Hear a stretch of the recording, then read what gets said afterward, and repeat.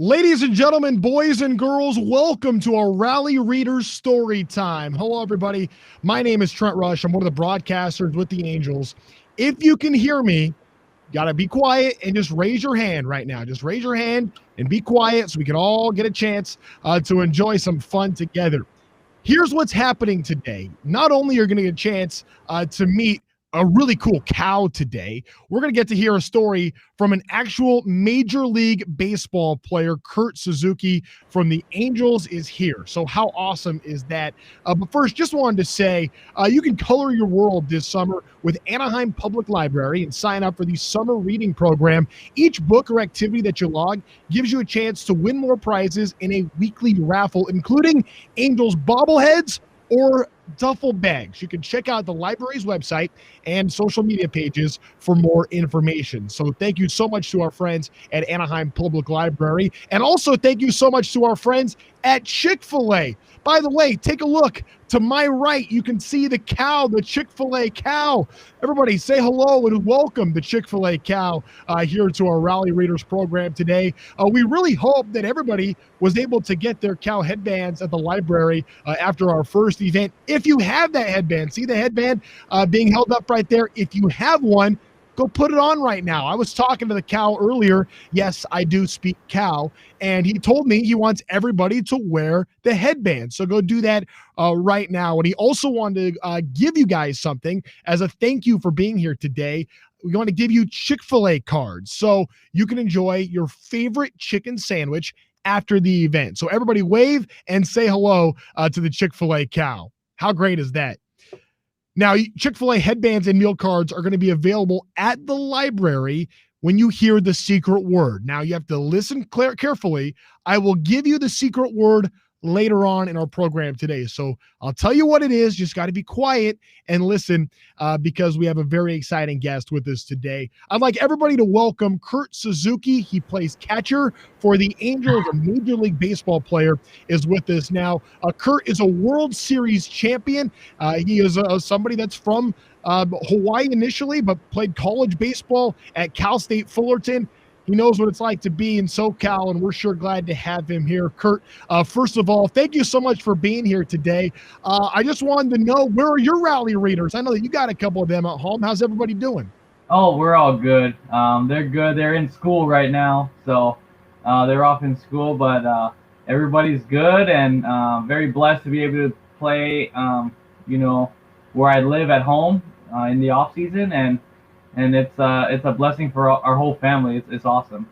Now, we're going to have a lot of folks that are with us right now asking some questions. So, kids, if you have a question you want to ask Kurt later on in the show, think of some things that you want to say, and we have a chat option here on your page that you'll be able to write some questions in later. But for right now, maybe think of a couple. In the meantime, just one question that I want to ask of Kurt Suzuki before we get to our story today is, what is it like being a Major League Baseball player? Was this something that you always dreamed of as a kid of being?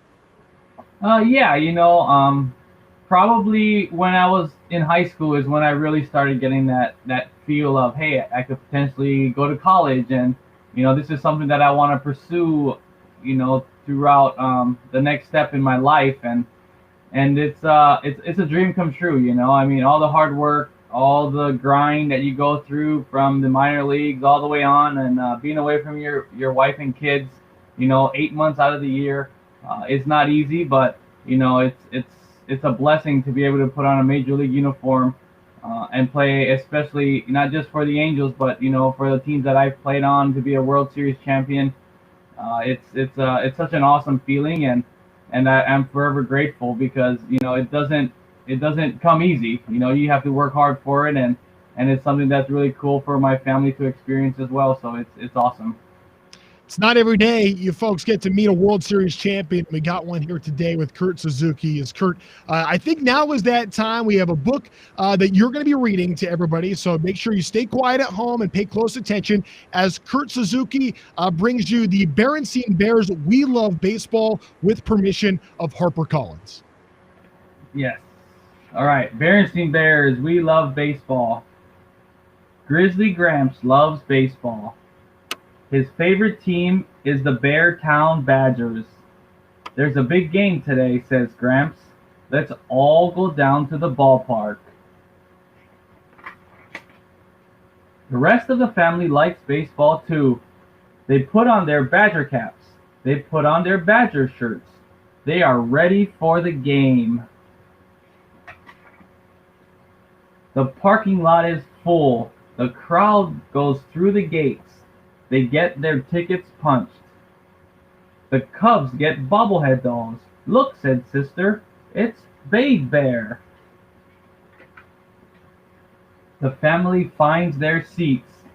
They look out over the green field. It's a nice day for baseball. The Badgers are warming up. There's the real Babe Bear, says Brother Bear. The other team warms up too. They are the Grizzly Growlers. They look pretty good. The Badgers' mascot is in a badger suit. He does the badger dance. He turns a flip. He's funny. Everyone laughs. A loudspeaker says, and now our Bear Country anthem. All take off their hats. They all sing, our country, 'tis of thee, sweet land of liberty, of thee I sing. When the anthem is over, everyone cheers. Play ball, says the umpire. The first batter is up. Papa, says Honey. She whispers in his ear. Oh, says Papa, come along. Papa takes Honey to the restroom. He hears cheering. It's a big play. He misses it. The next batter comes up. Papa, says brother and sister, we're hungry. Papa takes the Cubs for food. He hears cheering. It's another big play. He misses it. Papa and the Cubs go back to their seats. The next batter comes up. He hits a foul ball. I got it, says Papa. He misses it, but Honey catches it. Everyone cheers. The Badger's mascot is getting tired. He takes off his head. He needs a rest. Let me have a turn, says Papa. He puts on the Badger suit. Papa dances the Badger dance. He does a flip. He slips and does an even bigger flip. He's funny. Everyone laughs. Now it's time to stretch. Everyone starts to sing. Take me out to the ball game. Take me out with the crowd. Buy me some peanuts and Cracker Jack. I don't care if I never get back. There's a close play at home plate. You're out, says the ump. He's safe, yells Grizzly Gramps. Now Gramps, says Grizzly Gran. But he was safe, says Gramps. Just calm down, says Gran. Yes, dear, says Gramps. The game is tied up. It's almost over.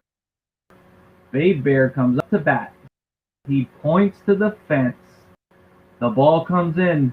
Babe Bear's ball flies over the fence. It's a home run. The Badgers win.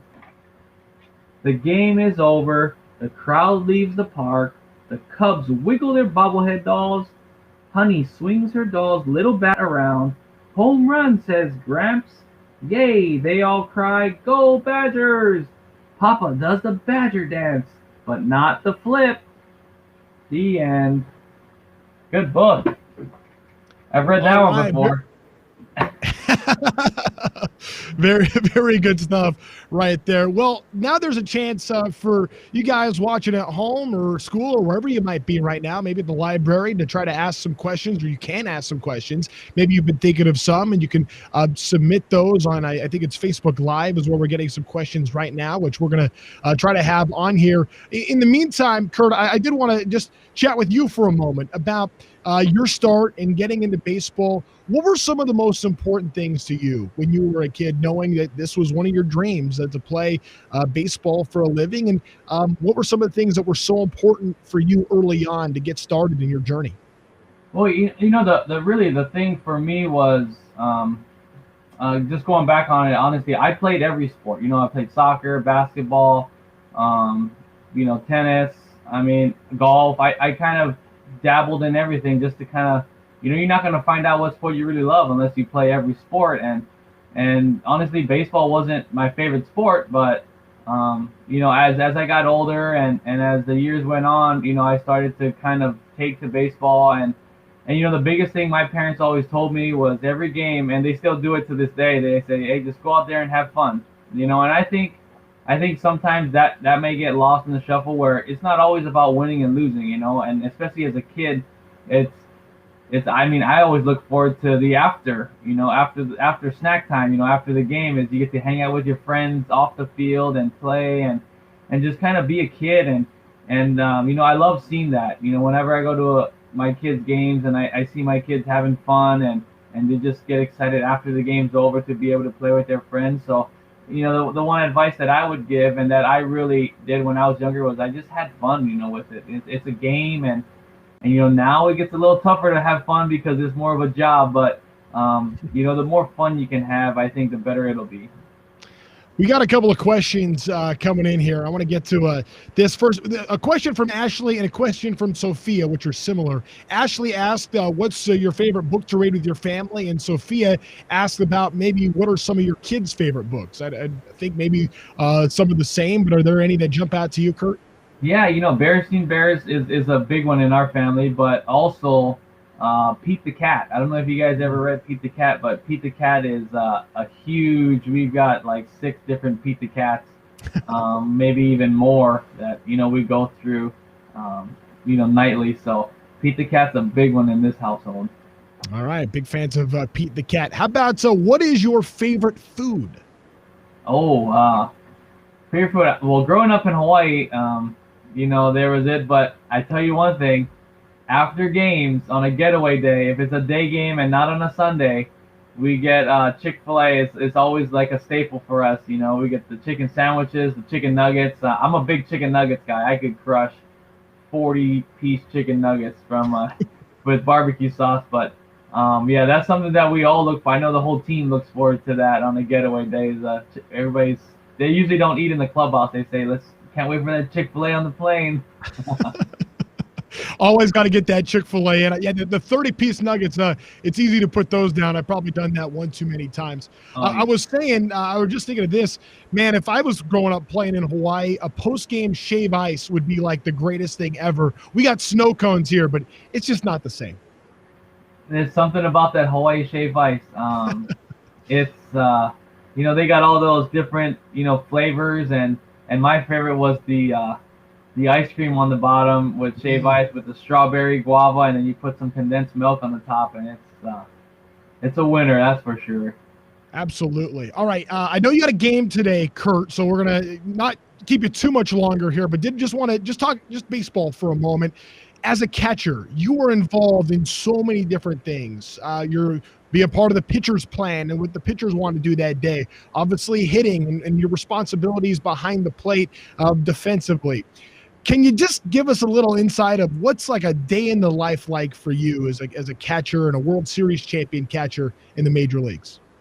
Well, obviously our number one priority, or what my number one priority, and that I really do is the game planning. The scouting reports, the game planning, how we're going to attack these hitters on the opposing team.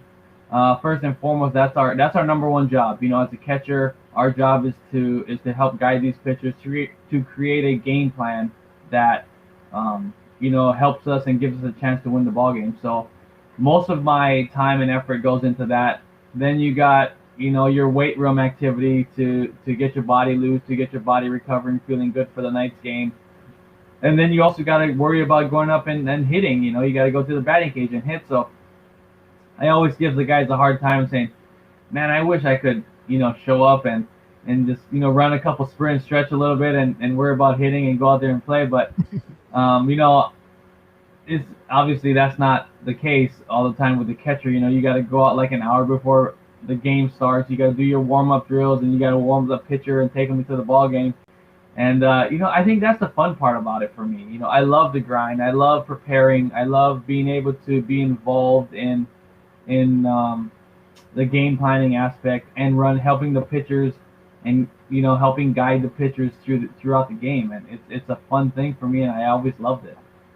Well, Kurt, thank you so much for being with us today. Great job reading that story for us. We love baseball, again, with permission of HarperCollins for being able to do that for us. That was outstanding. Hey, thank you so much to our friends at Chick-fil-A for being here as well. You know, I mentioned earlier that there was a secret word, so pay close attention. I'm going to give you the secret word right now.